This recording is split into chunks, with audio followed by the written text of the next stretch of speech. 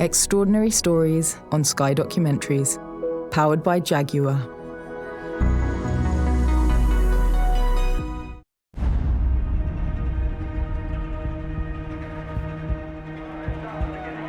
"70 years ago, something special started. Formula One. Man and machine in perfect unison.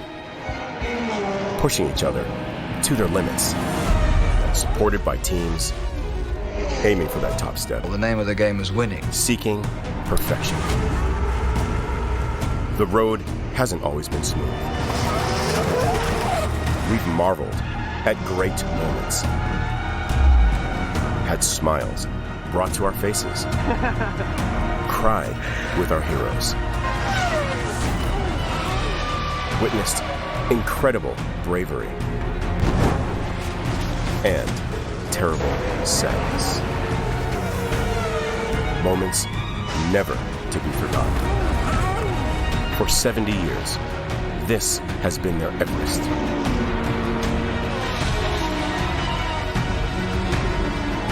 This is what makes them special. This is the story of Formula One.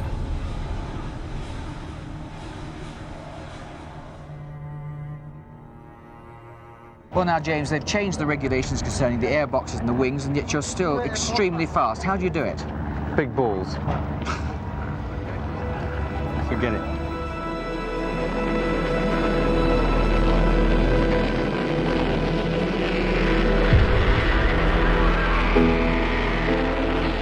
Being a Formula One driver means a lot in so many different things. You pass through many risks in your life, but it's a dream.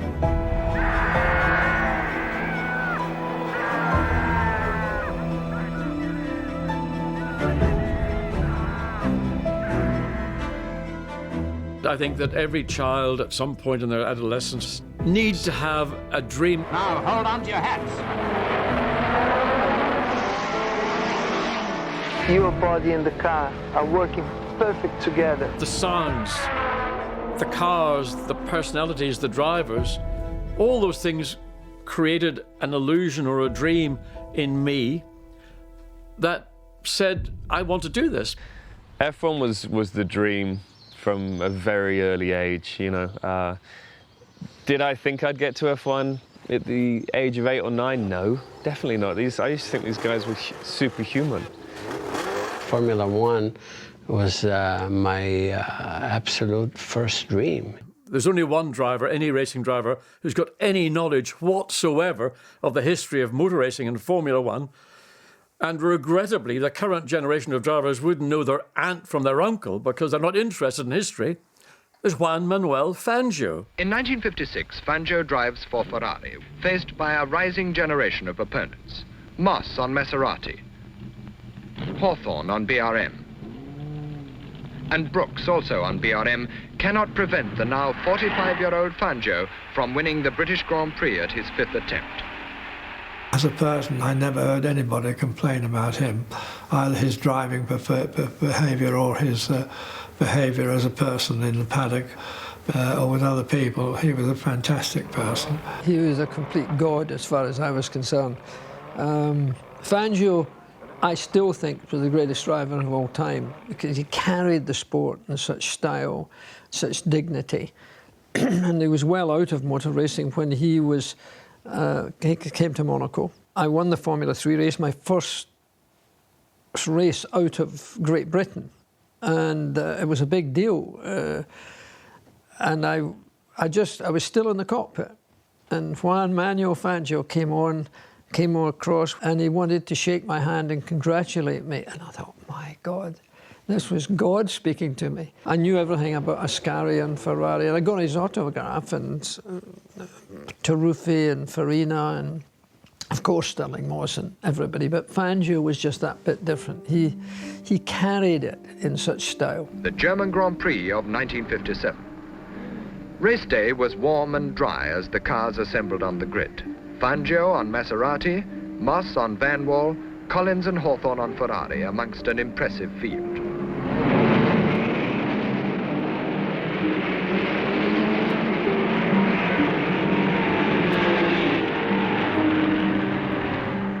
Into the south turn, the Ferraris of Hawthorne and Collins lead Fangio's Maserati. But after 3 laps, Fangio leads by 5 seconds. And with 12 laps gone, his lead is 28 seconds over the 2 Ferraris as he pulls into the pits to take on fuel and change the rear wheels. A 52-second pit stop puts him 3/4 of a minute behind Hawthorne and Collins, whose cars can go through the race non-stop. 10 laps to go and 45 seconds to pick up. Fangio begins the race of his life. For 3 laps, he makes no headway. But on lap 16, the gap is down to 33 seconds. On lap 19 to 13.5.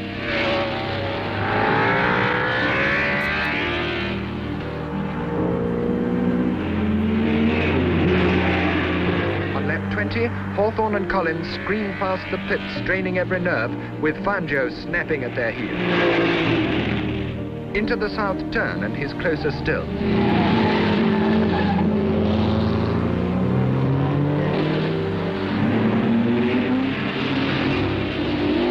Into the north turn, and the fantastic Fangio takes Collins on the inside, and with a lap and a half to go, he leads the race, a race in which he broke the lap record 10 times in 22 laps, reducing it from 9 minutes 37.4 seconds to 9 minutes 17.4, to prove beyond all doubt his claim to immortality as one of the greatest drivers the world has ever known. Fangio was a fantastic man. The only team orders with Mercedes was when a Mercedes, doesn't matter whose it was, had 30 seconds lead, believe it or not, on the next car in the race. Then they put out a sign that said REG, regulari, in other words, hold your position. And of course at Aintree, I didn't have as good a start, I think, as Fangio. Anyway, I dropped back a little bit, and then I managed to catch him up, and I managed to pass him. Here we are, we'll listen to them come by. Here's Sterling Moss in the Mercedes. There's Fangio, about 3 cars length between them. They've closed right up, and they're very, very close indeed together as we go back to Raymond Baxter at the grandstand. Still Sterling Moss leads by 2 cars length, and there's less than a 1/4 mile to go now as they come into Tad's corner, and they're going to lap Musso on the Maserati. No, they're not, and the crowds rise to greet Moss, and Moss is waving Fangio up, and they're going to go across the line in echelon port, giving the victory in the RAC Grand Prix of 1955 to Sterling Moss of Great Britain from Juan Manuel Fangio of the Argentine. I said to him quite often, you know, did you let me win it? Because he's the sort of guy who would say, look, it's Sterling's home Grand Prix, what the hell, I've got so many others. And he said, no, he said, it was your day. Well, it was my day winning, so whether it was my day because he backed off a bit, I don't know. I truly don't know, because he's such a gentleman, he would never have said anything, you know, that wasn't right. Somehow, from the New Zealand Grand Prix Association, I managed to get Sterling's mailing address in London. It was at King William IV Street, vaguely from memory. So, of course, in my best schoolboy join-up writing, I wrote a letter, and in return I got by email a signed photograph of Sterling sitting in the W196 with Neubauer there. And I thought, that's absolutely magic, isn't it? And at the same time, when I became infatuated with racing, age 14, I told all the relatives that all I want for Christmas and birthdays are motor racing books. So I was given Sterling Moss's first book of motorsport, which I must have read 100 times over. I knew every word of the thing. And so now I'm the total Sterling Moss fan. You have to admit, it's a good name, isn't it? You know. And then, of course, I wrote again, and I guess I got a second photograph, and I don't know what's happened to that. And then the third time, Judy Newt was his secretary at that time, pre-Val Perry. And she wrote back and said, you know, you've had a fair run, you need to knock it off, essentially. So I did. But the magic for me was then in later life becoming friends with Sterling. I mean, when you become friends with your hero, it's kind of just completes the picture, doesn't it? Sterling was a very professional racing driver. He was extremely good and very, very close to Fangio, and in sports cars there's probably not a lot to choose between them, but I think in Grand Prix cars you have to recognise Fangio as number one in that period. I think that Monaco offers something that nowhere else does. Even when we used to race on roads, Monaco was still the number one. And I remember Pete Collins and I went to the Hotel de Paris to have a cup of coffee. And there was a dear old English lady who'd obviously gone down there to see years out. And she said, "Were you one of those young men making all that noise?" She said, what were you doing? We said, we were practicing. She said, well, can't you practice somewhere else? I thought this poor old lady, you know.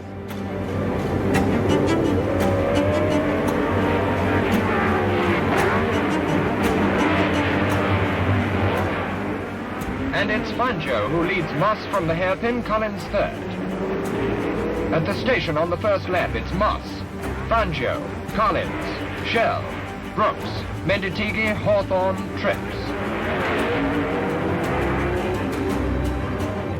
I mean, in our time, your first competitor was in fact the circuit. If you spun the car, you are immediately in the lap of the gods. Moss into the chicane. He overshoots. Fangio has slipped through, but Peter Collins is hit by a falling pole and crashes too. Immediately, Hawthorne joins him. Ferrari hopes are dashed, but mercifully, the three Englishmen are unhurt. Look closely at the faces of these young men. Motor racing is dangerous. Still, it's Fangio and Brooks.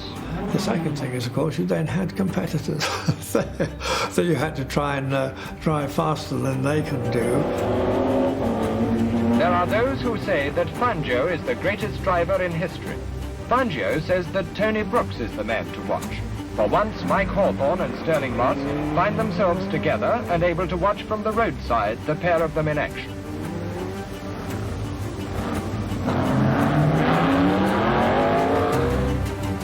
To his mechanics, Fangio is a near dead, and once again their efforts are rewarded by his victory. And what a drive it was that brought Tony Brooks Vanwall second to the flag, but 25 seconds behind Fangio after 105 laps round the houses.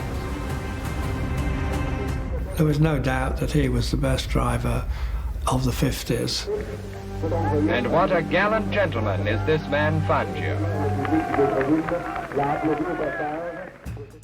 Last night I saw a film on Sky of the years of music.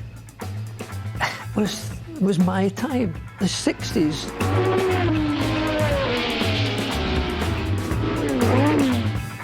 Getting to be in Monte Carlo and suddenly having the Beatles come up to talk to you. I mean, they were gods. You know, the swinging 60s were an incredible period, and because you were a top-line racing driver, they wanted to be with you when, in fact, we desperately wanted to be with them. My father became known as Mr. Monaco, so it was something must have clicked with him as a driver. I think he might have liked the setting, maybe it was the glamour and the track itself. So Monaco was his track, and he made it his track in actual fact in the 1960s, winning 5 of the 10 races in that decade. We had enormous pleasure, we had enormous upsets, we had bad times and good times, but it was a wonderful life being a racing driver. If Lewis wins a race, he's got to go over and speak to his sponsors and chat them up. And if I won a race, I could go and try and chase the girls. So I argue which is the better way to go. Well, winning Monza any year is special. Particularly in a way, I suppose it was for me, because I'd had the success there on 2 wheels. And so I was pretty well accepted by the Italians as, someone who was one of them. And so when we won that race, of course, it was incredible, and had to virtually stay locked in the garage to stay in safety for quite a period in the evening. The last race of the year in Mexico, I started off, the championship and things was not in my mind. It may sound strange to you, but I was just worried, analysing, driving the car around, analysing, trying to listen to make certain, it was still staying okay, because we'd had a lot of mechanical trouble. So it was the main thing. I've got to get this home, and so I was doing my utmost, just concentrated there. And it didn't really hit me until I came round and I saw Giulio Bossari, Capo Meccanico, a head mechanic, and other lads, so excited. I just thought, oh, it's a championship.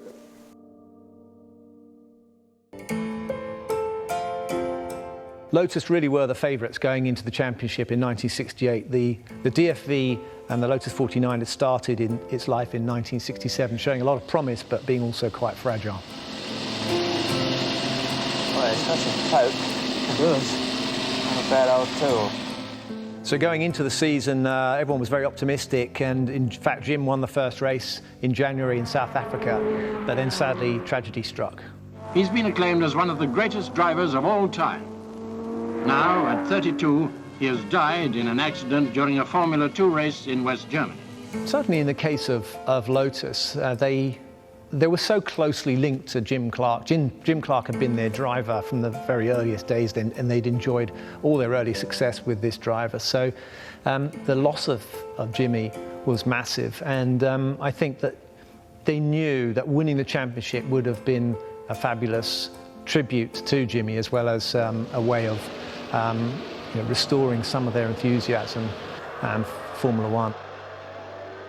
In 1968, Mexico also hosted the Olympics, and so the Grand Prix had to be delayed. It was going to be a couple of weeks before, but somehow or other they managed to miss the fact that there was an Olympics going on. I don't know how they did their calendars in those days.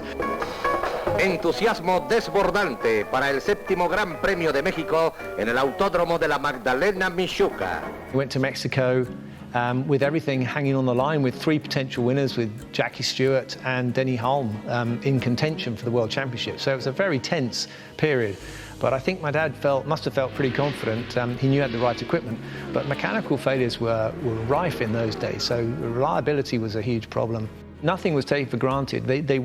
None of them would have felt overly confident about going into that last race.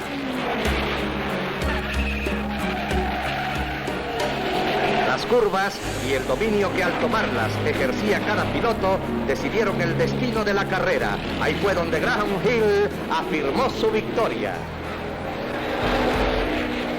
El inglés impuso nuevo récord de la prueba, promedio de velocidad de 167 kilómetros por hora. Sensacional triunfo de Graham Hill y reafirmación de la categoría mundial del Gran Premio de México.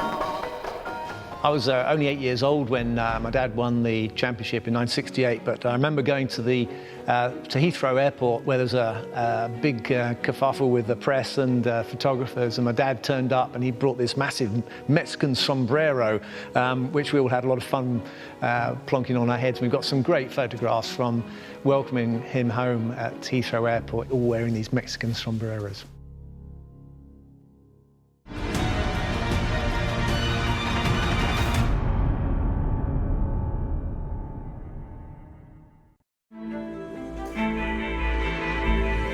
Extraordinary stories on Sky Documentaries, powered by Jaguar.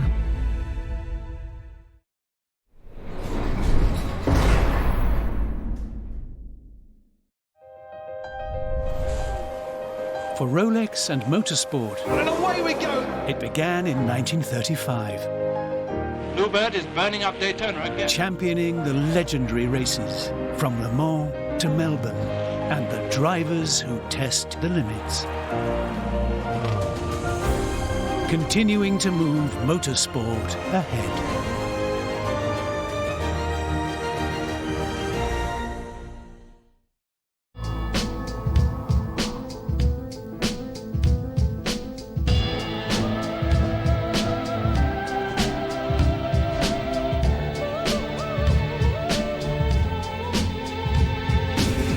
K, the new eau de parfum by Dolce & Gabbana.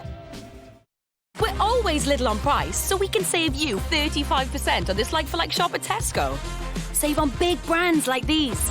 Load up on all your goodies and groceries and bag these dinner winners. Because right now, a little price tag like that really helps. Now that's big on quality and always little on price. I'm a big kid now, the game starts today. Challenge accepted, we're ready to play. I'm on my feet, yo, look what I did. No more nappies, I'm the stand-up kid. I'm the explorer and I've got to move. So I grab the sofa and feel the groove. And I'm the hot stepper, yeah, that's who's talking. So check me out, I'm about to start walking. New, pull-ups explorers, from 9 months. Pull them up and play the game. Get your motor running, head out on the highway, looking for adventure, and whatever comes our way. Born to be wild. I'm there representing my viewers. We are holding public figures to account. There's nowhere for them to hide. If there is a story to be told, we will go there. Something appalling happened to you. To lose how you lost. That was a long time ago. Found a place for a child. This has been a really tough year. You're exactly the right place. And at exactly the right time. I just need it to be special. Then leave. Most people are scared of pain. They don't know how warm it can be. Wonders, please. You need to be here. To feel alive. You need that feeling you get when you see what no one else can. Lights, camera, action! Wow. It's nice to be back. I love you guys. Fire! Remember me. Don't try this at home.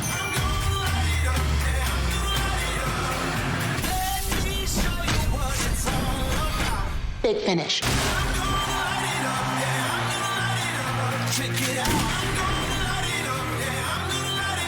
Mic drop. Buckle up.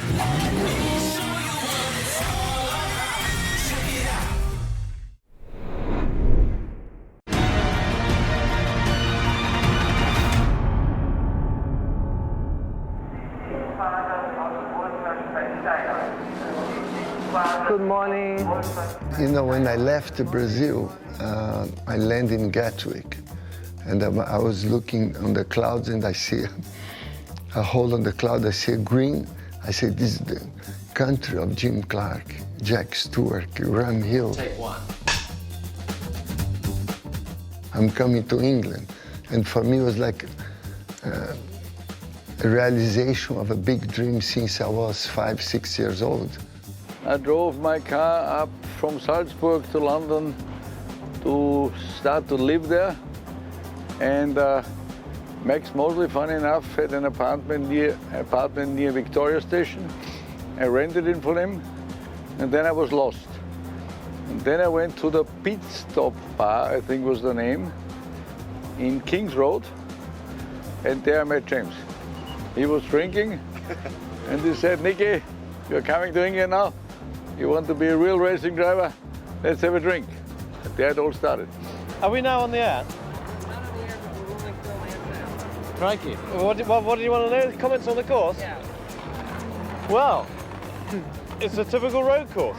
You know, some of the guys are complaining it's a bit bumpy, but I think, you know, road racing's what we're in for. So if you drove your street car around here, you wouldn't complain if it was too bumpy. So I reckon, you know, that's all right. It's very narrow, but we've got a couple of places to pass, and for which, you know, it's better than Monte Carlo. Otherwise, it's just bloody hard work. It was very emotional for me to be in England. I left, it was carnival time in Brazil, February. I arrived in England, it was very cold winter. But was the commitment to try to make it happen and do it. And I loved the sport, and I knew it was my life.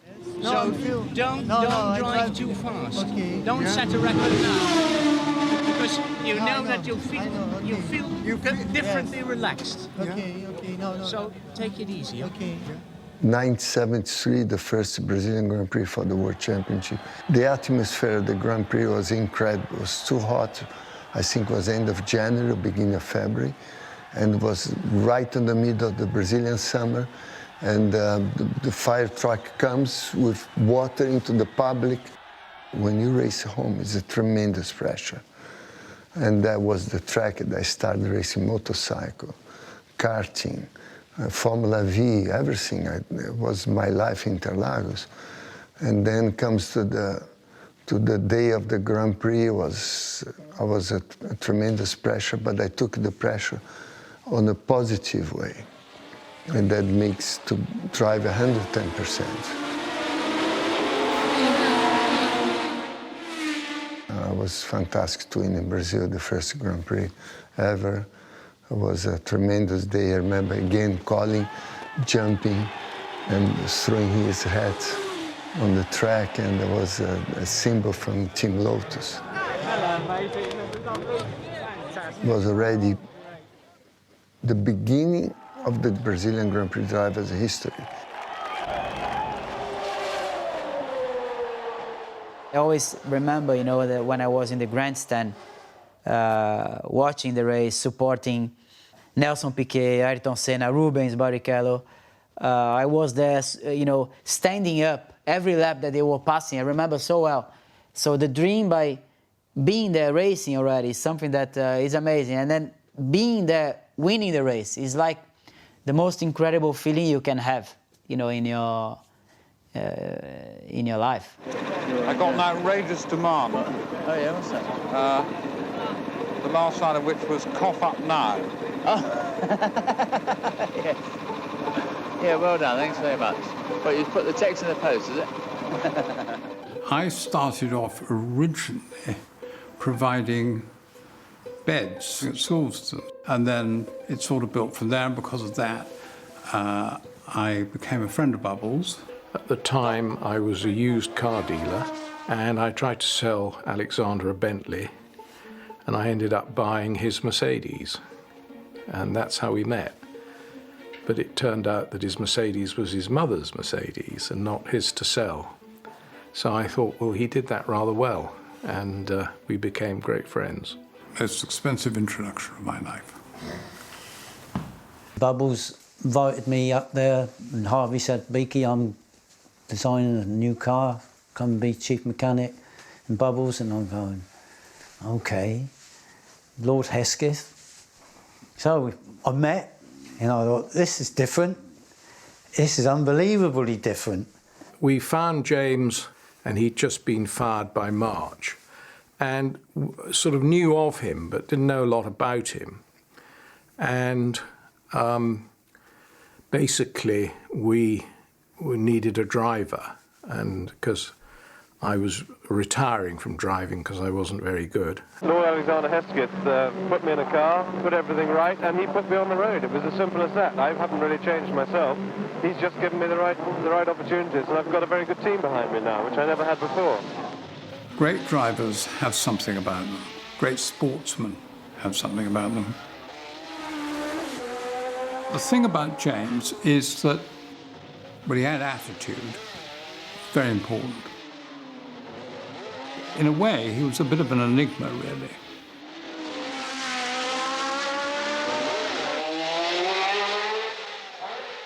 We had a driver who I believed had huge talent.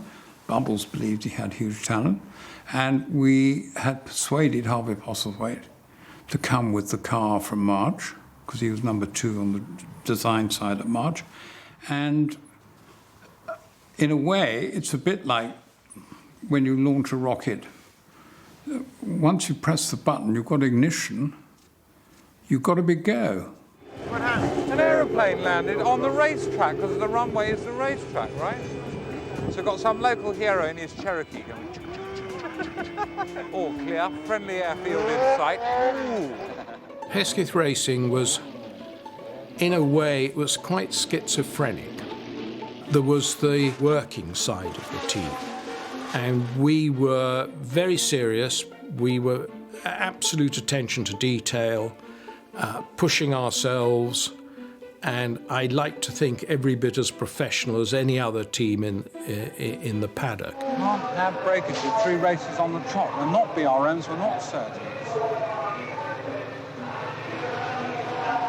Don't mind, build 9 new cars, but let's have one little finish. I mean, we spent our time getting into a state of terminal depression if we were on the 4th row of the grid. I mean, it really was. I mean, you know, there was, I mean, you know, basically, I mean, is it worth getting the gun out and shooting myself? You know, it's just terrible. And then there was the party side, which was the yachts and the enjoyment. And that, in a way, was just as professionally run if you're into the party business. So it was a sort of team of 2 parts, and the 2 did go together. There wasn't a great deal of magic to F1. It did require a certain amount of money, but nothing like as much as you think, because one of the problems in all sports is you can throw indescribable sums of money at them. Monaco, we had a yacht for the mechanics. We had our own yacht on the harbour. Fabulous. This is almost embarrassing. We had a rather big yacht in the harbour, and we got permission to land the Bell helicopter Jet Ranger alongside it on the quay. The idea being that if anyone had an accident, it could be used to fly them to Nice Hospital.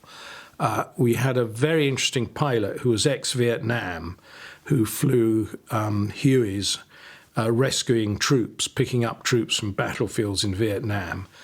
And he could put a helicopter into any space at all.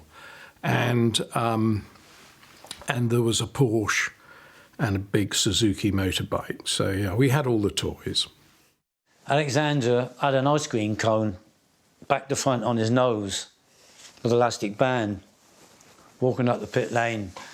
Bernie says, David, can you come here a minute? Ricky, can you tell him to take that bloody thing off? This is serious. We're in the pit lane.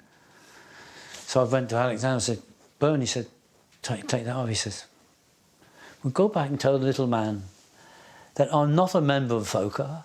I am totally private, so I can do what I jolly well like.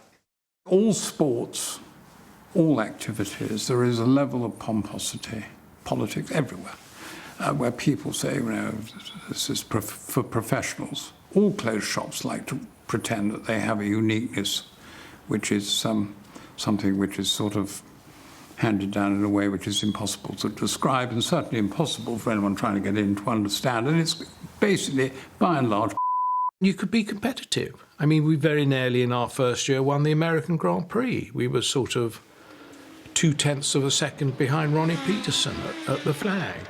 It was done on a shoestring, so that is extraordinary. And obviously you can't do it now. I mean, the whole system is set up so that is impossible. Bubbles managed to deliver something really unbelievable. I think if you actually could produce a cost per point, I believe that you would look at Hesketh Racing and see that I paid less money per World Championship point than anyone in the 70 years that this championship's been going. I think our arrival in F1 at the time, and everybody was sort of going, oh, Lord, look at these cowboys, you know. And then suddenly we started doing well. The underdog, taking on the big guys, was just, the Daily Express and television and the press loved it and got, I think, more people interested in Formula One. Principal emotion when the flag came down and James went across and he was still in front was that we had beaten 2 red cars. That meant more than anything in the world because I respected the Comandantore more than anyone else. He was And his legend today is still the biggest name. And that is the picture. The only picture you will find in any house of mine is one red, white and blue car with two red ones behind it.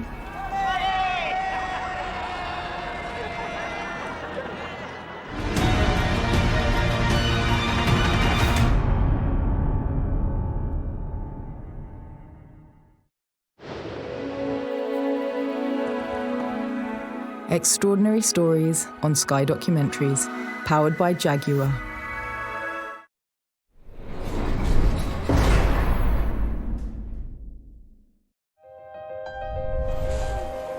For Rolex and motorsport, And away we go! it began in 1935, Bluebird is burning up Daytona again. championing the legendary races from Le Mans to Melbourne and the drivers who test the limits.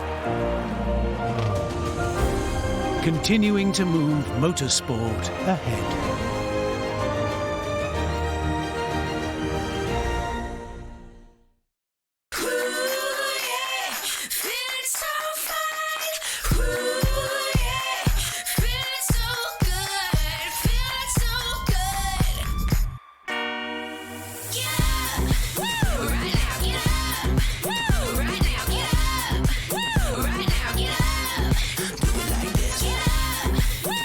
Free your style and your home this autumn with free delivery 7 days a week. Freeman's. Be more free. 80 pieces for $5.99. What the I win. Don't want to see me shining. I win. You don't want to. I win. Only at KFC. I win.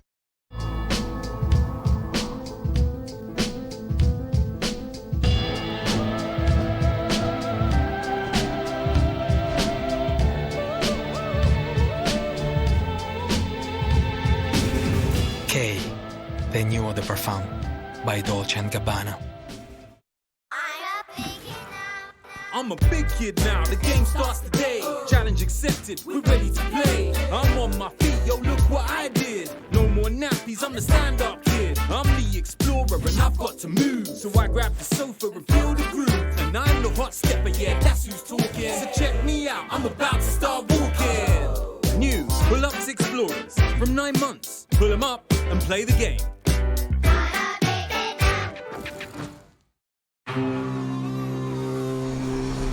You need to be here to feel alive. You need that feeling you get when you see what no one else can.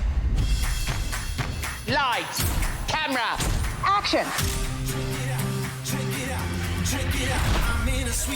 Wow. I'm feeling good.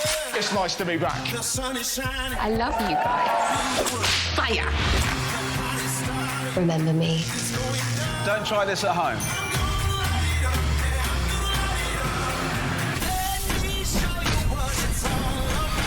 Big finish.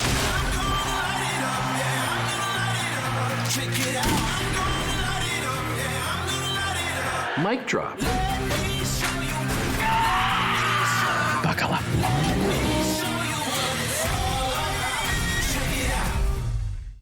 We made it to the top. Hey, to the top. Are you willing and able to assist in case of an emergency? Bet. No, I'm sorry. I need a verbal yes. Yerp. Yes. Yacht. Yes. Yeah. Pull up in your city yelling, give me. Bosses in my blood, yeah, it's running all the map.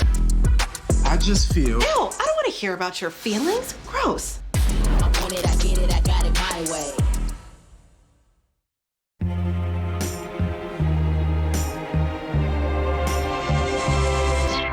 Daydream. I fell asleep amid the flowers. This is New London. For a couple of hours. Everyone's happy here. Everyone has a place. There's no hunger, no violence. There's no pain there, John. I've always wanted that for you. This is your home now. All you have to do is connect. Everyone belongs to everyone else. But this place is so perfect. Why is it upside down? There is a disruption. We need to stop this before this goes too far. We're at the beginning of something. something necessary. If you're not happy, you're nothing at all.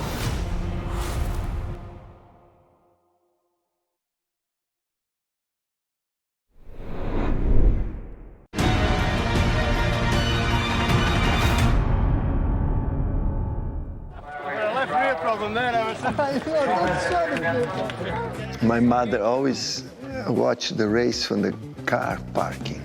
I say, Mom, you have to watch a race. Don't stay on the... She always afraid because myself and my brother racing. And then I put my mother on the top of the suites, good woodcut, to watch first Grand Prix, and George spun. And 12 cars crash. It was the first time she watched a Grand Prix. I always say my biggest achievement in Formula One was coming out alive. Surtees wanted to kill me because they wrote off 3 of his cars. I went to the 60th anniversary of Ferrari and Diadamic was there and he was still upset with me because he broke her ankles. Right.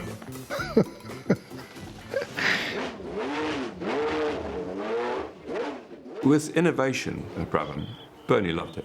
He loved the unfair advantage. If ever we were on pole, he used to get the guys to just cover, he wouldn't let the drivers out again, he'd just cover the cars up as a sort of a statement to the other teams. And the fan car was so fast in qualifying, and we told the drivers, because the other teams were very upset, led by Chapman, of course, very, very upset. There were all sorts of stupid rumours going around that the car threw stones out the back, and it was all Chapman trying to wind the other drivers up. I don't know whether people really believed that car was going to work, including me at the beginning, or Gordon perhaps. But after the first run, we realised it was going to work.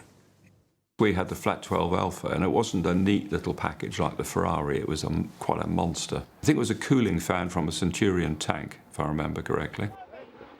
Standing still, you could stick it on the ceiling at maximum engine revs and it would stay there, which meant it was making more than its own weight and downforce, which meant you could get a 2G, think about it, start, so you had no wheel spin.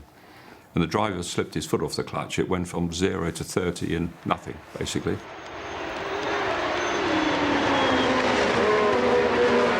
The fan car was quite unique from a driving style point of view because the drivers had to virtually forget everything they knew. We had John Watson and Niki Lauda in those days. Niki got it fairly early on, but it was terrifying because normally approaching a corner, you brake at the correct time, you aim at the apex, and you normally, in those days, with the amount of downforce the cars had, you would start accelerating just on or just after the apex. You went into the corner at 12,000 revs, which was our maximum on the Flat 12, and you backed off and held 12,000 revs all the way through the corner. And when you got out of the corner, you changed gear to the next thing. And that way you got the maximum suction. And a corner like Paddock, we could go through 30 miles an hour quicker than a conventional car, Paddock Bend at Brands Hatch. But if the driver wasn't revving the engine, he'd fly off the road. And then, of course, the other problem I had is if a skirt broke or leaked and they arrived at the corner with 12,000 revs thinking they were going to have the downforce, and they didn't, they would also fly off the road. There were so many things that could have gone wrong, but we just kept fixing the things and then arrived in Sweden and, of course, won the race. So I went back to Bernie and said, that's the championship, done and dusted. Every race we finish, we actually don't even have to race very hard. We can take it easy. Every race we finish, we'll win. But Chapman, of course, had drummed up a lot of support, and he could see his championship disappearing. Bernie came to me and said, you know, I think they're telling us if we don't withdraw the car, that's the end of the Constructors Association. The thing that Bernie did, Bernie recognised that this had the potential to destroy this union of teams that were being built to ultimately become what Formula One today is. He saw the danger. Colin Chapman said to me and Teddy Mayer, we're all going to build this. It'll take another 3 months for us to get this done. And the car's so quick, it'll be dangerous anyway. And it'll cost us a lot of money. So I withdrew the car. It was never disqualified. We just withdrew it. We had a third fan car, which we hadn't had time to assemble. It was in the back of the truck. And I got the guys to saw it up and put it in the bin. Sorry, I did that now. Your hopes are going to Formula One. When you get into Formula One, your hopes that you're going to win a Grand Prix. So the car that I was driving, the Shadow, was a bit of a soft-sprung old girl, and it just happened to suit the conditions, and we won the race. But certainly unexpected, to the extent where they didn't have the National Australian anthem ready, and so a drunk played Happy Birthday on a trumpet. Still sounded good to me. Well, I had a phone call not long after that from Montezemolo saying would I like to drive a Ferrari, you know, which is a bit of a stupid thing, really. It's like saying, how would you like $1 billion? And I said, well, yeah. And so he arranged for me to fly over to Milan to meet Mr. Ferrari, Enzo. And he said, but we must keep this secret because we want to make an announcement. I said, OK. So I flew into Milan, and when I got off the plane, here's an Italian dressed in pale blue overalls, emblazoned with Ferrari, with a big Alan Jones sign over him. So that's their idea of keeping it secret. And I went to the factory, and I went in, and Mr. Ferrari was sitting at his desk, and he was white. He was white as a sheet. And I thought, this bloke's dead. You know, they're playing a weekend at Bernie's or something here. Signed a contract, basically, but he did tell me that he wanted a North American driver and that they were looking for Mr. Andretti. And then as soon as I found out that Andretti had re-signed with Lotus, I didn't hear from them, and I thought, this is very strange. When I finally spoke to them, they said, well, you know how we wanted a North American driver? I said, yes, well, we have signed Mr. Villeneuve. Oh, OK, great. But in the meantime, like all drivers, you're talking to all the different team owners behind tents and caravans and what have you. So I immediately got on the phone to Frank and said, Frank, I've been giving this a lot of thought and I'd love to drive for you. We had one conversation and he and I got on quite well.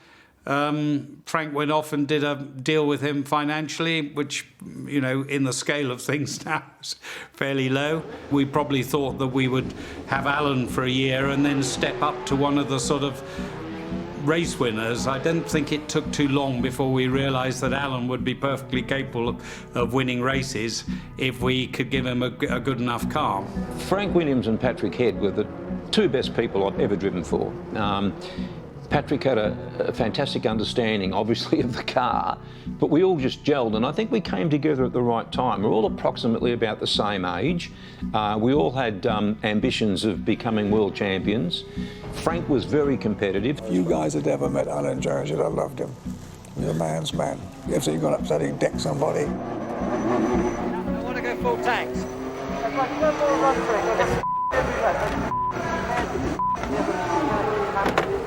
Well, if we don't do it now, we're never going to. I think we ought to do it. We've got to do full tanks, Aaron. He's very strong. He's much too big and weight to be a racing driver. As he's very 6 feet tall, very strong, well-built man.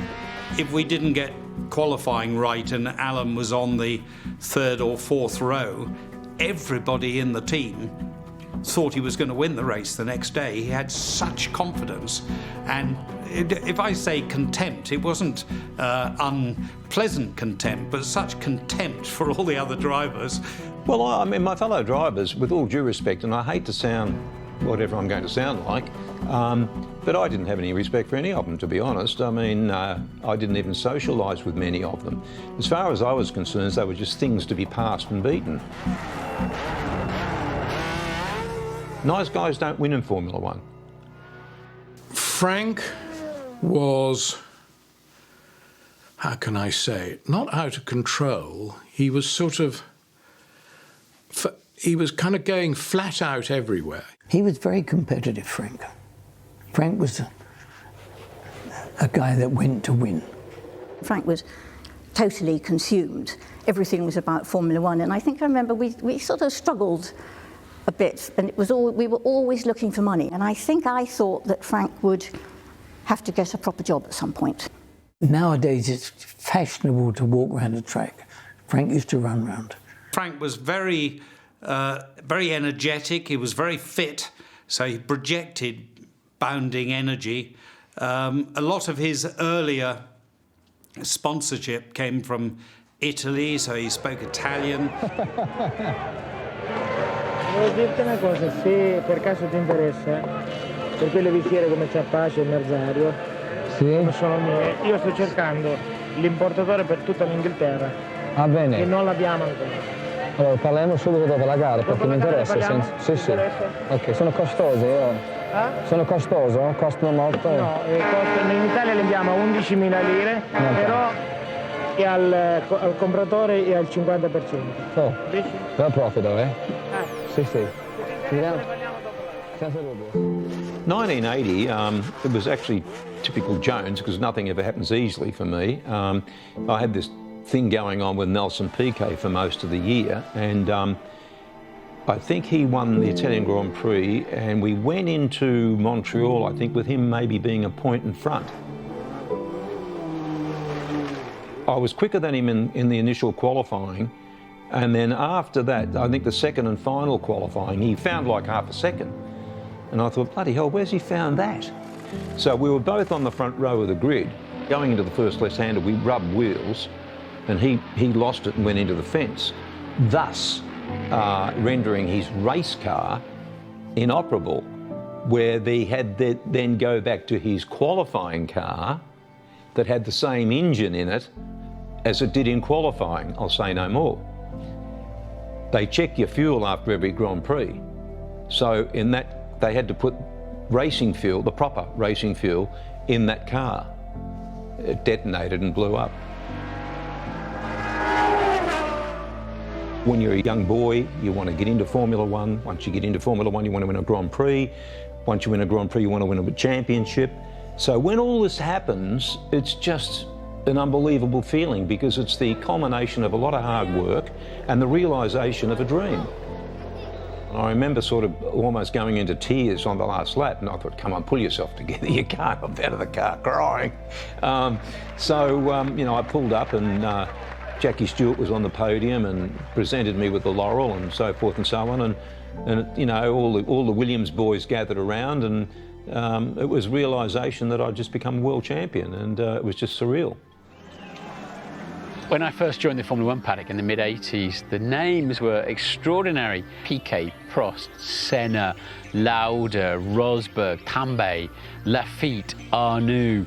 It went on and on. So to join such a group of eminent drivers, but they were household names. You know, that sort of 80s, mid-80s, you know, I was 10 years old, so that was like, you know, what a glorious time to follow the sport. It ticked all the boxes for me, mate.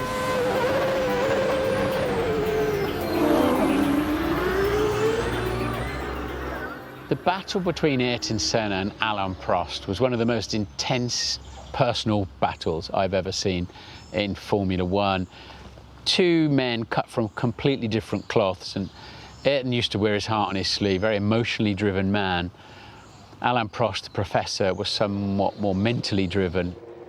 We never had any group discussion about the drivers, and they wanted to have Nelson as a driver. And I said, and Nelson was a good friend, he was always close to me. But I said, why Nelson? If you want to make a strong team, take the best. Take the youngest, take the one for the future, take Ayrton. When he came, the first test was Imola, 88, his new car. And I remember very well, done a series of, two series of 4 or 5 laps. And I said, it's a winning car. Then Ayrton came and tested the car, and I've seen a few things, a few details, and I realized that that's going to be difficult. And remember Portugal race, you know, a few things. Let's say it was on the limit.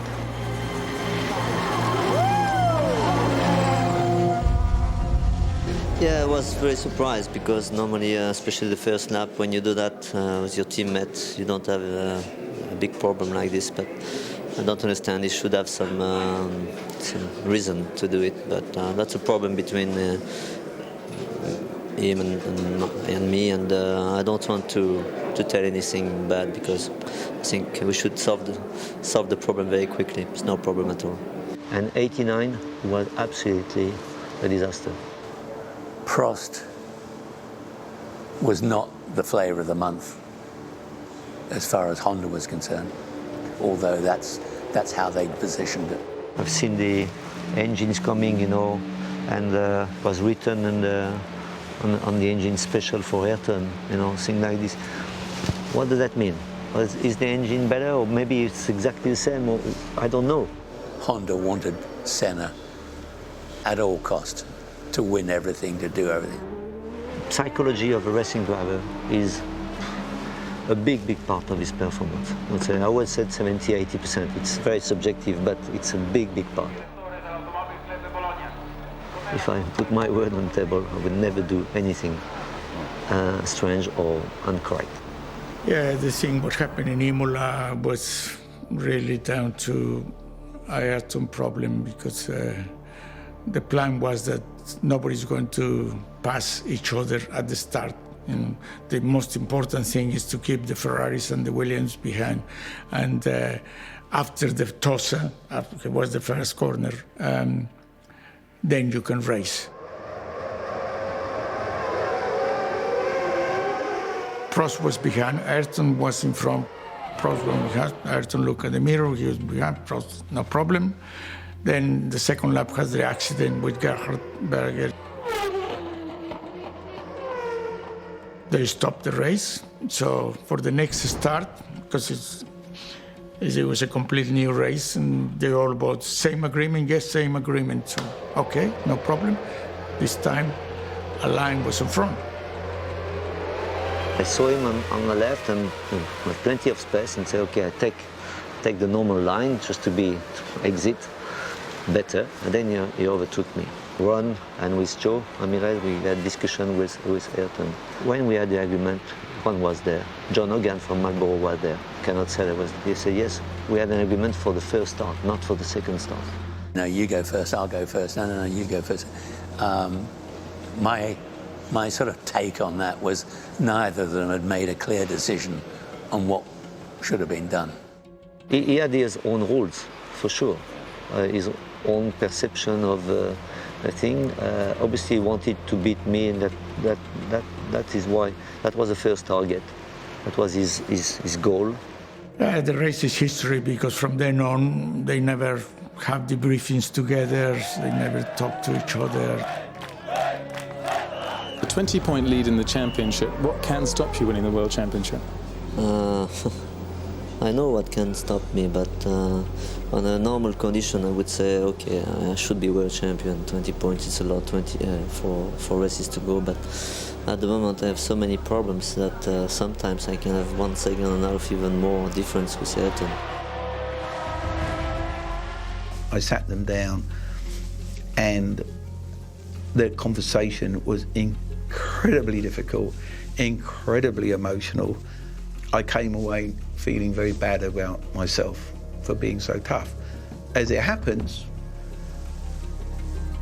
I focused their anger at each other on me. So then I was the bad guy, and they coupled up and said, well, we can't let Ron better. And perfect solution, because they completely forgot the fight they were having. They took the fight to me. On the day of the accident in Imola, and I remember Alain said to me, I spoke with Ayrton at the drivers' meeting, and said, I think it's a different man of how it was, and we may become good friends. I was very happy to hear that, but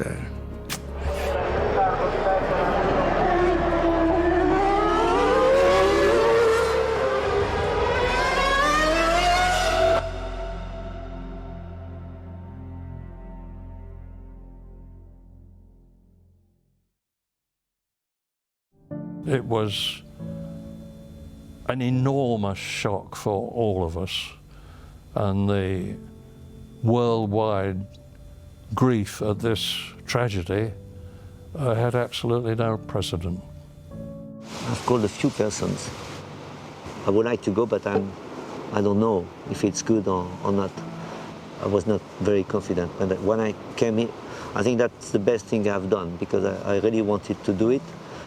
It was a very big emotion, but yeah, I'm very happy to have done it.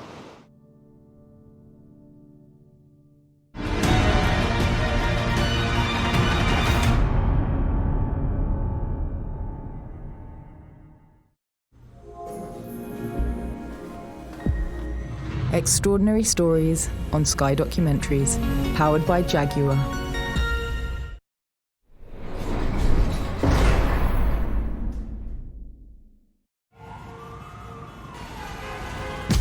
She takes the sidewalk you walk on and turns it into a stage. Just like a catwalk to walk on. These streets are calling her name.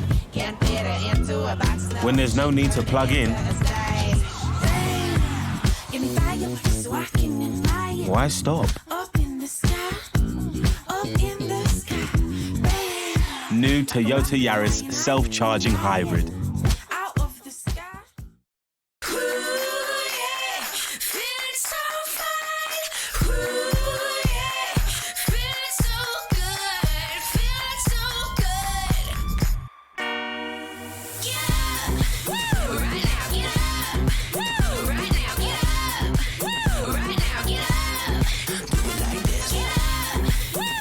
Free your style and your home this autumn with free delivery 7 days a week.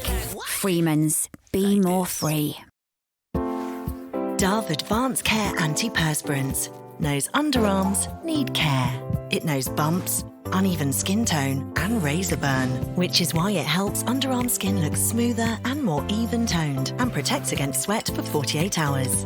Introducing new Dove Advanced Care Antiperspirants. We are enchanted, terribly impatient, infinitely pleased, royally excited, super ready, and totally to see you again. There is no magic without you. Book your 2021 stay at DisneylandParis.com. And right now, amend or cancel without fees. We're always little on price, so we can save you 35% on this like-for-like shop at Tesco. Save on big brands like these. Load up on all your goodies and groceries and bag these dinner winners. Because right now, a little price tag like that really helps. Now that's big on quality and always little on price. Pierre Gasly wins the Italian Grand Prix. Oh my, is that just wonderful? Oh God, yes! A home win, it's the Italian team, it's Alpha Tauri. Take a bow, Pierre Gasly. I drove there 15 years ago, and it is mad. These cars are going to be phenomenal around there. Are you ready for the Pirelli Tuscan Grand Prix? Live on Sky Sports. Feel it all. Across continents, decades, dirt floors, dance floors, in public spaces, and on the world's great stages. Top quality, massively entertaining.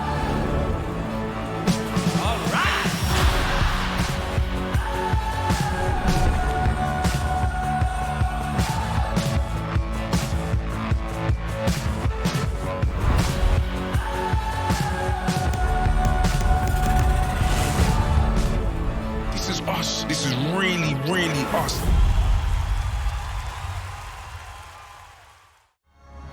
The United States tells itself that it's the greatest country in the world, so why wouldn't people want to come here?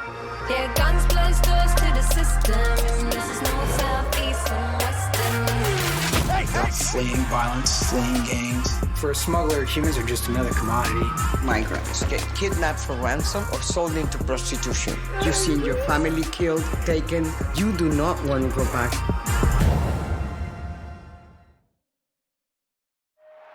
I'm used to overcoming the odds. But this year has no equal. It was the drama of last season, just weeks behind me. They are back in the top division, the pride of the Premier League. I'm ready to go again. And while uncertainty still surrounds us, you can rely on me to take on new challenges, new opponents, and new rivalries. I will be made by those decisions. And those decisions. My fate determined by inches. But I will always believe anything is possible. Because I know that you believe in me. I am sport. And I have everything to play for.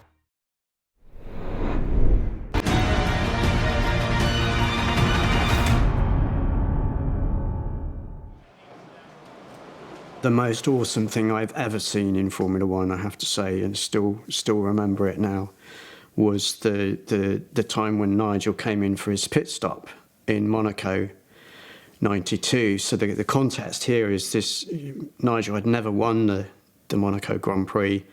This was his season. He had the dominant Williams 14B. He was winning every race. This was his chance to win Monaco finally. And he was winning it by a country mile until he had a puncture very near the end of the race and had to come in for a completely unplanned pit stop. And Ayrton was coming second and coming through.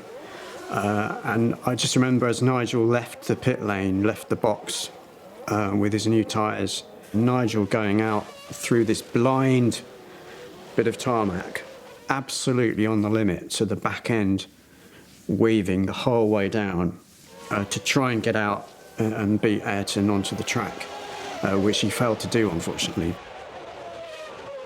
It wasn't a puncture at all, it was just a loose wheel nut, and if they'd tightened it up, he would have been able to get out of the pits before Senna arrived, but he didn't. Senna took the lead with the knowledge, as a multiple winner at Monaco, there was no way that Nigel was going to pass him if he didn't help him, and he wasn't about to do that.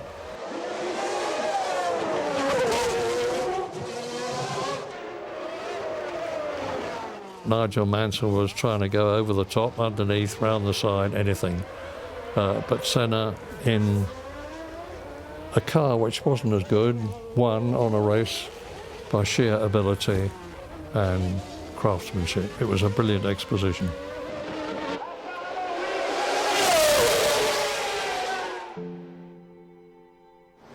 Go-karting and motor racing in generally Finland is very big sport. So I got involved go-karts when I was around 5-6 years old, and I got a spark. I got the spark. I said, this is it. I like this. I had to look what team would be the best me to go. And if you look the history of McLaren, it's unbelievable. So I said, that's it. And Ron was happy to take me. It was not long before the first race in Kyalami when the Ron said, you know, Mika, sorry, no racing. You will be test driver. But he said, Mika, I promise you will be racing with us. Before the Portuguese Grand Prix, I did quite a few tests with Ayrton same time, and every time Ayrton was quicker than me in the testing. But I knew that performance of the cars were not same. We were testing completely different items in a car, so I knew that it was obvious Ayrton was able to go faster.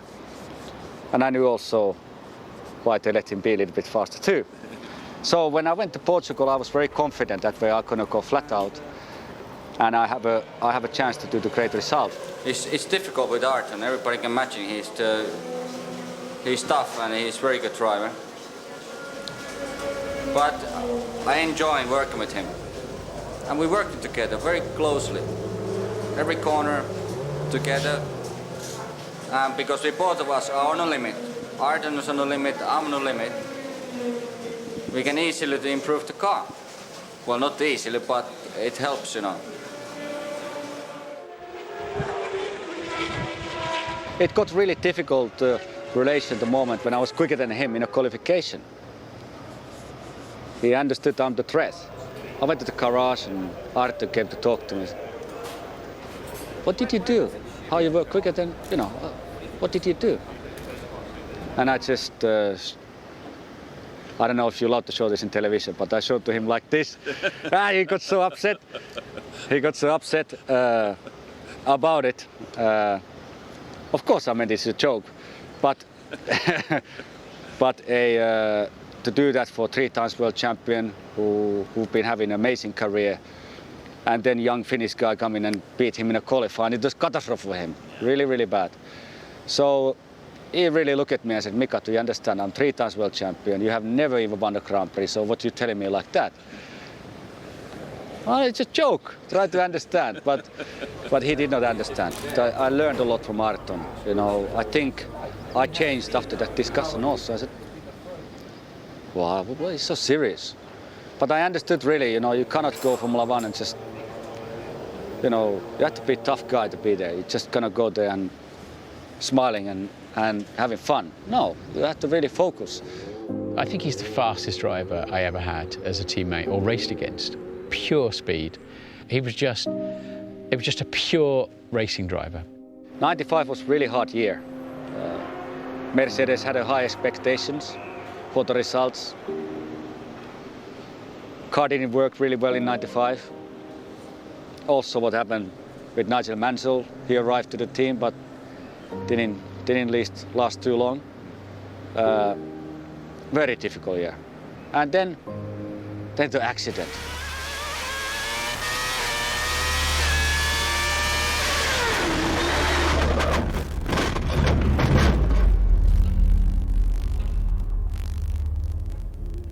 There was a tire explosion, so I hit the barrier, cracked my skull.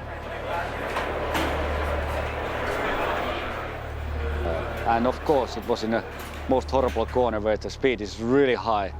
But there was a good thing, there was just a medical team was just in that corner. They performed a tracheotomy at the on the side, by the side of the car, as he had had a significant amount of blood go down into his lungs. And it is without doubt, it's their behaviour and their performance, which was assisted by Professor Watkins about 1 minute or so after the accident, that saved his life. These guys are professionals. Things happen in racing, and they get on with their racing. I mean, we hope there's nothing. I mean, for sure, Macon won't be here tomorrow racing, but let's hope he's all okay. That really, I think, helped me to appreciate the life. It felt like before my accident, I was always running flat out, without really didn't know how to walk. So it teach me to learn to walk first and run after.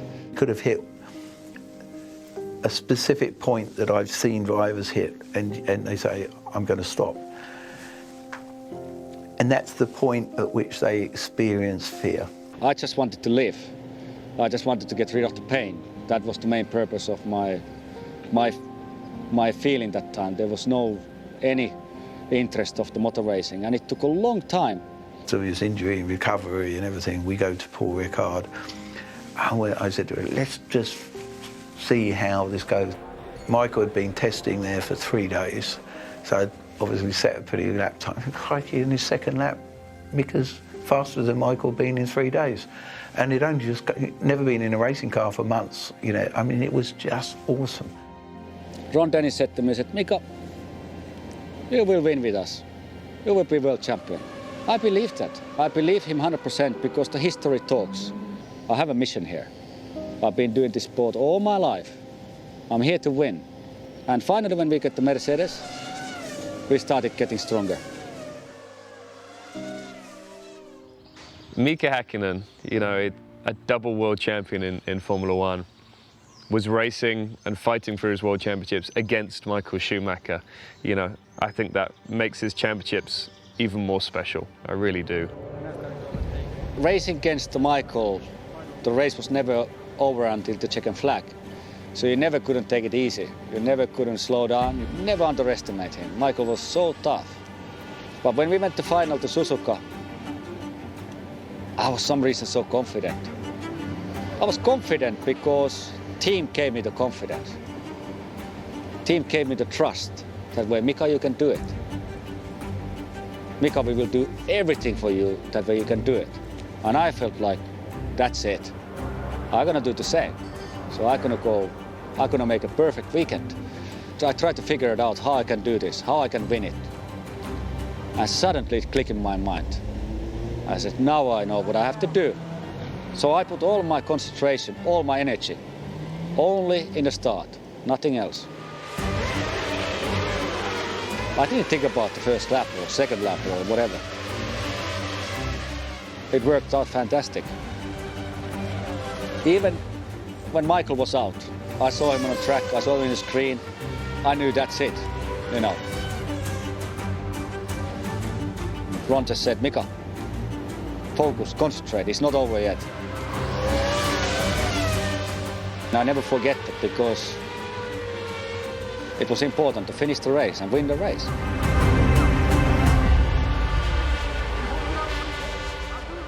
After the race, to the lap around the track, it was an amazing moment, the feeling inside, the relief. Coming to the pits, coming out of the car, I didn't know, is this real or not? Is this because it took so many years? It's horrible, you know, it took since 91 and finally 7 years later. I don't think it's a mistake to show your emotions. I think it's a very important to show your emotions. It was incredible. Michael was a very, very difficult competitor, you know. It was fun. It was really good fun because I knew I'm so much quicker than him. So the overtaking should be quite easy. But it was not easy. Every time when I tried to overtake him, he closed the door. And sometimes not so nicely, to be honest. And I thought, if I want to overtake him, I have to do it flat. So I said, that's it, I'm gonna make a risk. I thought the car gonna explode. You know, the pressure was so hard because the car was heavy. And I nearly flew coming out of the Rouge. And I saw that, wait, that's it, I'll catch him so easy now. And then I see there's a back marker. I said, okay, let's go for it. Because Ricardo is there, so I have to pass the Ricardo inside. But I knew that way, if the Ricardo don't see us in the mirror, and he suddenly moves inside or outside, we are history, basically. Mika's obviously decided he's going whichever side Michael doesn't go, and it showed great speed, great bravery, skill, precision, and then you've got to collect it all up when you arrive at the braking zone. It was an unbelievable feeling, you know. And I think when I overtook Michael, he gave up. He thought, that's it. This was already too much for him too, you know. It was a good battle. Michael at Monaco in 2006 was not his finest moment in qualifying. Michael had occasional aberrations. I mean, things that you could never really give a logical explanation for. We have a meeting with the team, you know. We were talking about the qualifying, and then we have 2 sets of tires for the qualifying. And then Michael said something, yeah, but I mean, if we are quicker straight away, and then we're going for the second set, and Ross Brown said, yeah, maybe we can create a yellow flag. And he said, no. I said, for fun, huh? Not a serious thing, for fun. Michael had come out of the swimming pool, seen his sector times on his dashboard, his delta, realised he wasn't going to get on pole, and faked a clumsy little shunt at Raskas. One of the greatest drivers of all time having a 30-mile-an-hour crash. It just didn't compute, did it?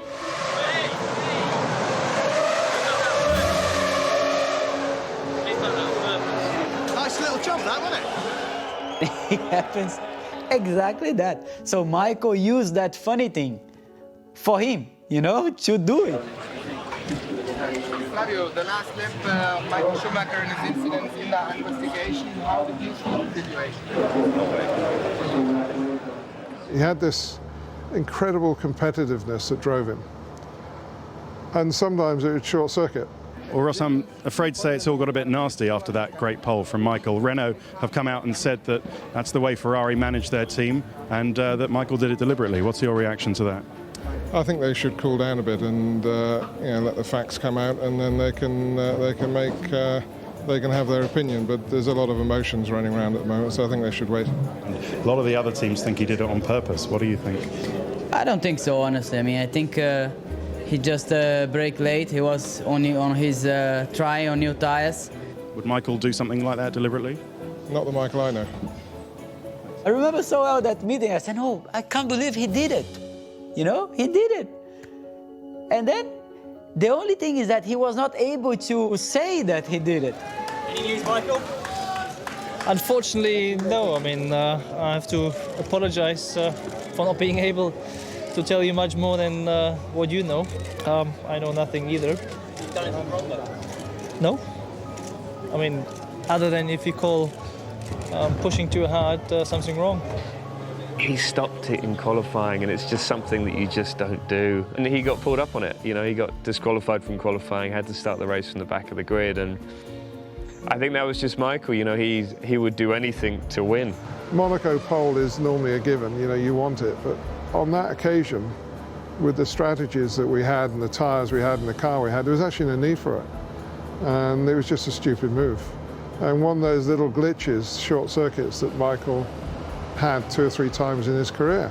He did get away with it many times, but he didn't get away with it that time. But he's not the only one that's done that in Monaco. So it took 1 year for him to tell me that he did by purpose, you know, in 1 year. I mean, you know, I said, how can you do that, you know? So, you know, it shows that everybody makes mistakes in life, and this was definitely...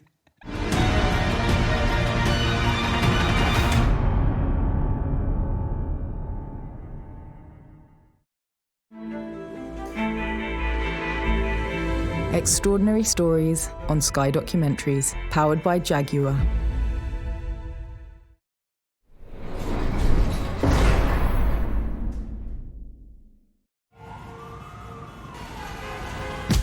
She takes the sidewalk you walk on and turns it into a stage. Just like a catwalk to walk on. These streets are calling her name. Can't fit her into a box. When there's no need to plug in, why stop? New Toyota Yaris self-charging hybrid. Ooh, that's a low price. Oh wow, that's a low price. This is a low price. That's a low price. That's what I said. Amazon. Low prices anytime, anywhere. Give Same Old a shake-up. Give it more than 50 delicious recipes every week to cook at home. All ingredients delivered. Give it some gusto. Pension Bee has helped me feel way more pension confident. At Pension Bee, we've helped thousands of customers transfer most of their old pensions into one simple online plan. Well, Pension Bee's helped me enormously because I know that all of my pensions are in one place. Their beekeepers are very professional and friendly. It's got some really great tools, particularly the app. I love using the app. It's helping people to take control of their pensions. Combine, contribute and withdraw online. Pension Bee. Be pension confident. Nina got everything you see for a great price at studio.co.uk. The dragon, sofa, cushions, lamp, pans, toaster, this lovely dress. I want one. The globe, plates, TV, toy box. Whoa, the chandelier. This entire romantic scene. For everything you need at prices you'll love, visit studio.co.uk and spread the cost. We also sell sharp ponchos. Find your wow. Representative 49.9% APR variable. Get ready, because there's so much to look forward to on Sky Cinema. Who wants to have some real fun? Me. See that right there? I like it.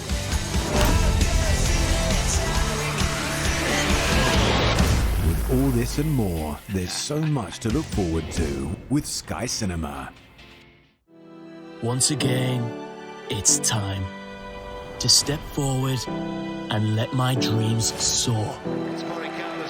But to perform at my best, I need the best to surround me. Adrenaline races, focus intensifies, and ambition seems limitless. Yes. What a shot. Then the unbelievable can become reality. I am sport, and I am ready. Dear Mum, I'm sorry for leaving, but I knew that you would try to stop me. I'm not a little girl anymore. I finally feel ready to try new things. I thought it would be nice to come for a drink here with Dad. Oh, is he coming down? Sort of. You're leaning on him. Oh, God, I'm so sorry. This is my mum. What were you hoping to achieve with all of this? My list. Nicky? Nothing happened. How many times have I said to you, gloves and a gun if you want to have fun? What's that going to happen? I've stood on a landmine, so... What?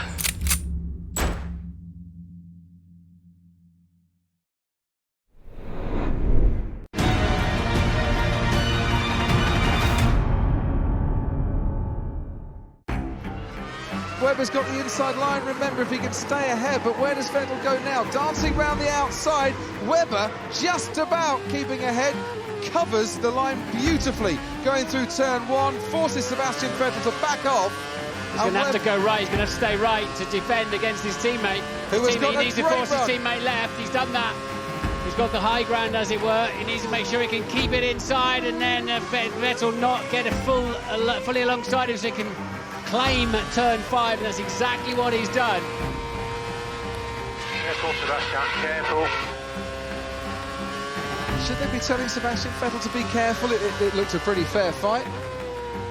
Yeah, the multi-21 race was very difficult just because Seb thought there was a bit of hangover from Brazil the previous year where I might not have helped him on the starts. So I think he was premeditated on, again, another tit for tat on that one. And I was controlling the race early on and frankly sort of really supporting Sebastian in that early part of the race because he was always trying to get the undercut to stay away from Lewis because Lewis was trying to tee off against him around the stops.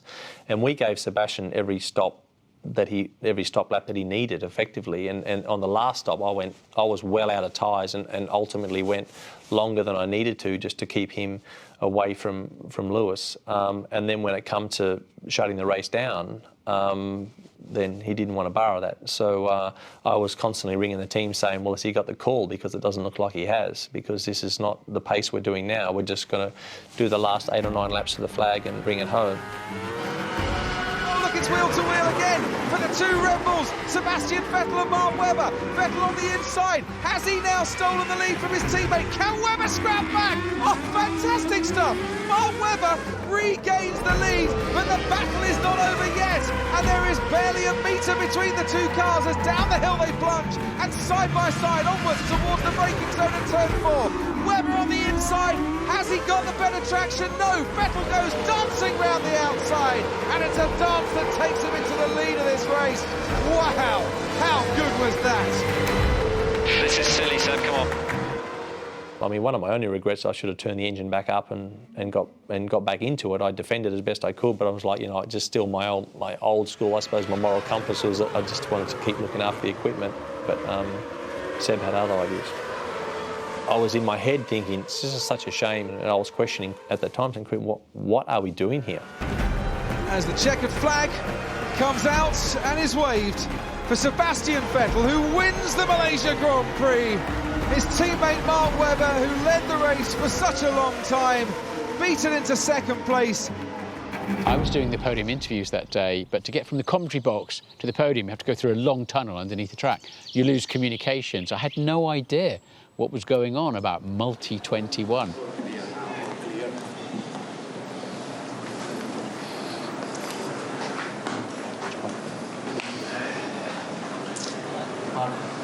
Adrian Newey is standing there and Mark is glaring at Sebastian and he's going, multi-21, Seb. Multi-21, Seb.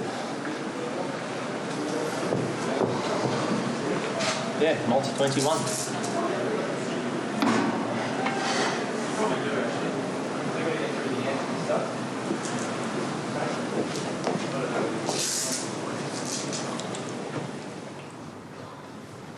To quote Murray Walker, you could cut the atmosphere with a cricket stump. Well, I hope you all enjoyed that race as much as we did. What an incredible fight all the way through the field.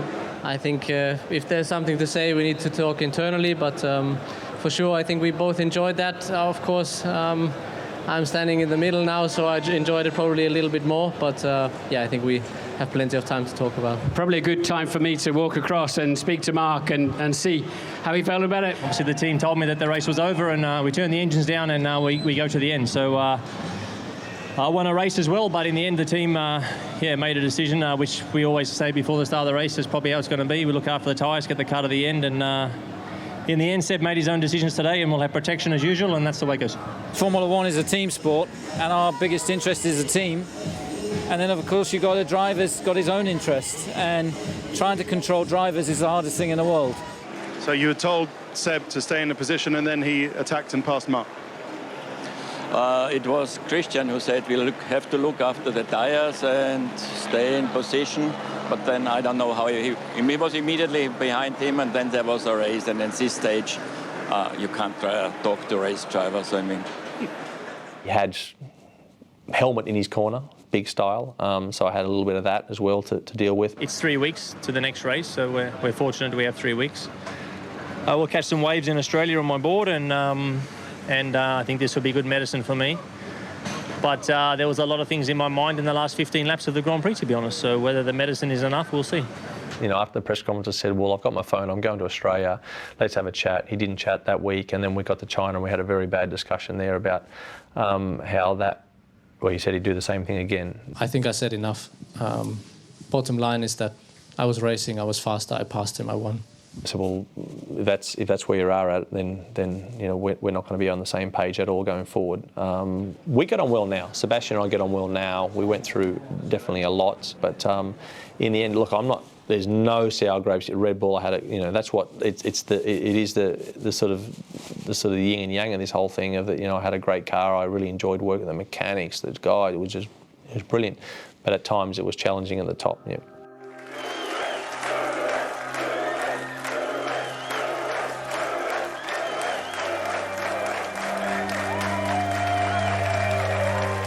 You cannot have a conversation about greatest Formula One driver of all time without including Lewis Hamilton in the reckoning.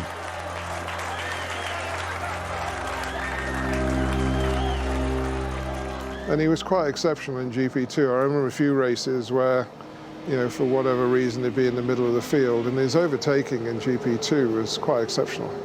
So I think we all knew we had something very special starting in Formula One, and McLaren thought they had something very special, but no one realised how special. And then his first ever Grand Prix in Melbourne, he went around the outside of the first corner when most rookies would be a little bit tentative. I think Lewis laid down his cards right then in the first corner of his Grand Prix career. It took everyone's breath away. He shook the establishment. More ways than one, and you know, was clearly, you know, one of those drivers that come along almost once a decade.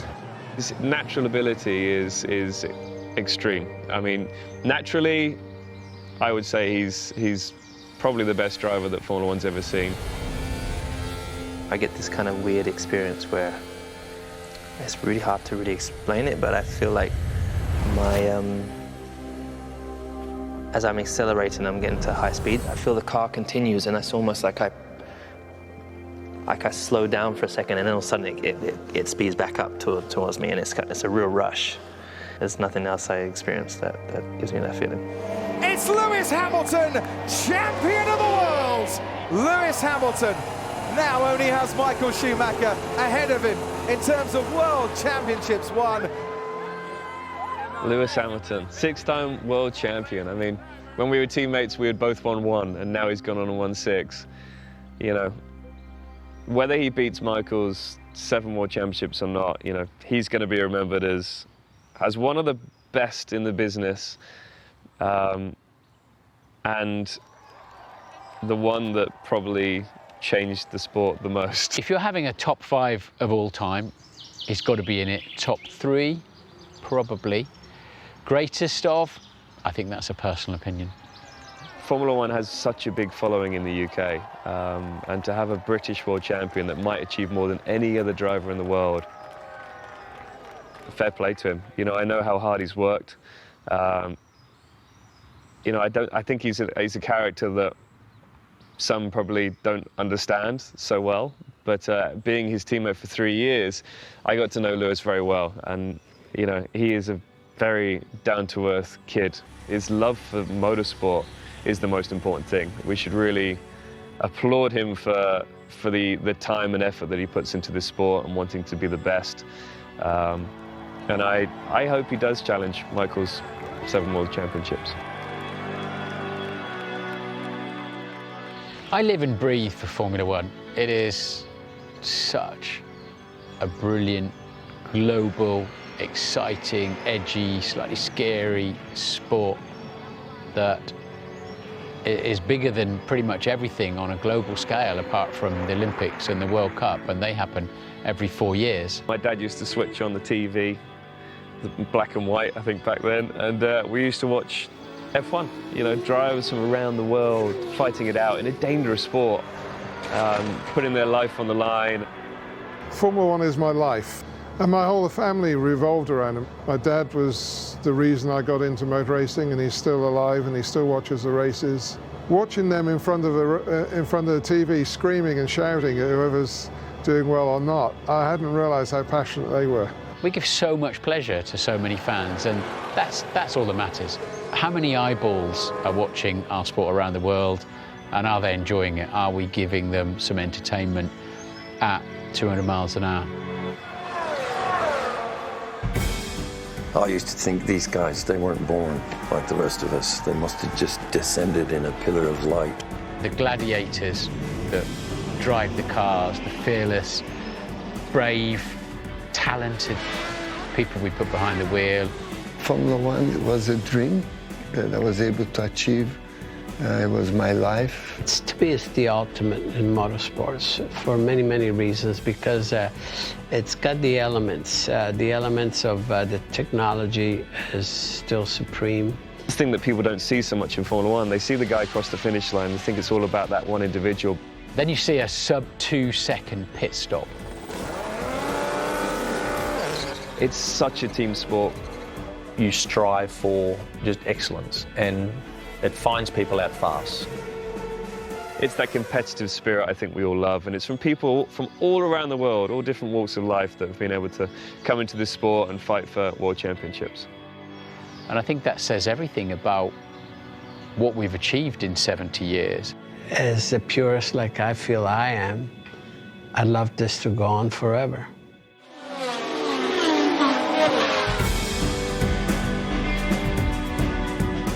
The story behind a game that changed lives and shaped an entire generation. Pretending I'm Superman, the Tony Hawk video game, is new Monday at 9 on Sky Documentaries.